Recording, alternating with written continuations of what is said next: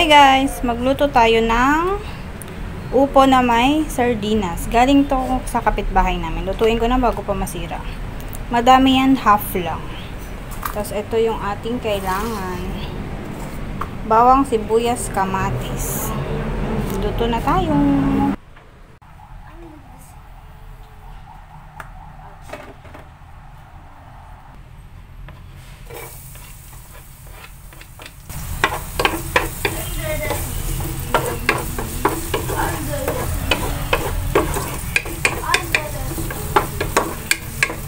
Bango?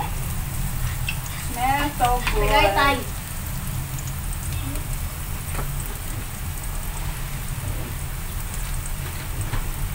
Ha? Cake na ako. Hindi na ako bango. Mama, si Ate Katie mo. Wala. Ito lang nakasulang bango.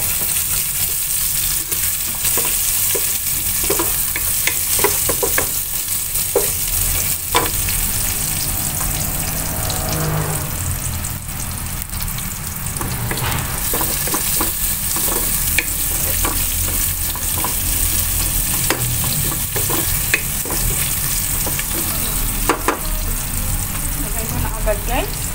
Sabay na magisa. Baka maubos yung gas natin.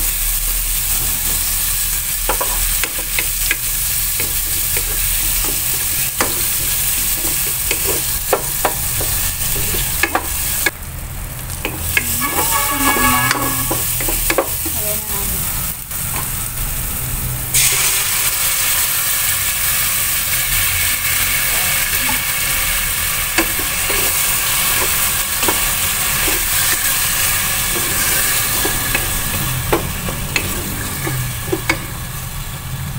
Hatiin lang natin yung sardinas. Half.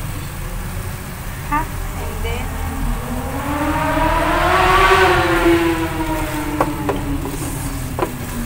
isa ng konti. Lagyan ng sabaw. Pag kumulo, ilagay ang upo, asin, at paminta. Tapos, pag kumulo ulit, tapos na yun.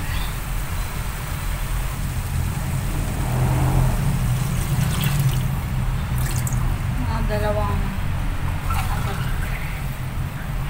tatlong ganito guys. Dalawa, tatlo.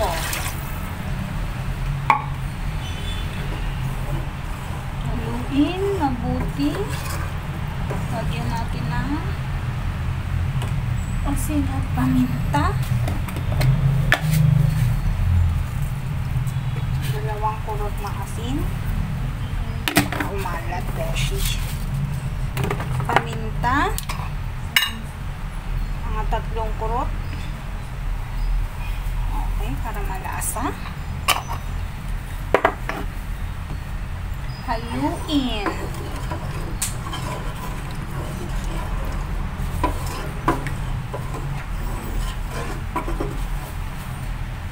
Dapat pag ginisa ko muna yung gulay.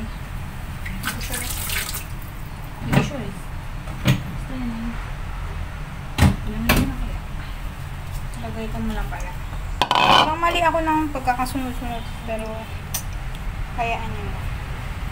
Hindi tayo cook. Lagay ko na nga yung gulay. Para maluto na siya. Kasi matigas din ata ito. Yum. Diba?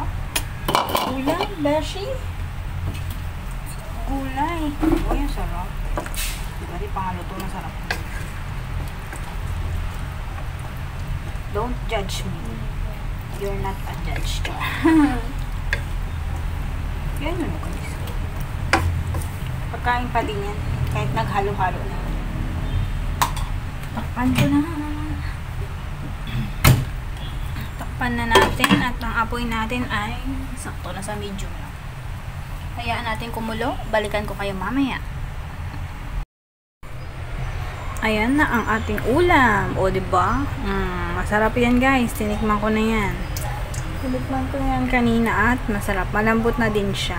O, diba? Thank you, Ate Lynn, sa aming masarap na upo. O, diba? Kain na ako, guys. Bye-bye! Ayan, ang aking pagkain ngayon. 11:30 na guys.